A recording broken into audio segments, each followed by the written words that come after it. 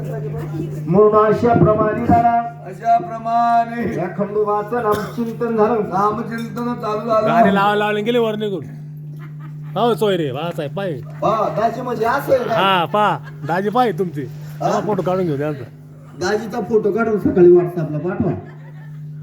चांगलं मत होऊन द्यायचं बरं का. हा हा म्हणून ऐकलंय का दादा? बर म्हणून त्या खंडोबाचा झाला म्हणून त्या देवीला सुद्धा आमंत्रण देवीला दिलं. सुद्धा आमंत्रण केलं पाहिजे बाबा. म्हणून त्या अंबाबाईला सुद्धा म्हणून अंबाबाईला सुद्धा बोलवलं पाहिजे. आहे का नाही? मग गेल्या ते बरं आहे.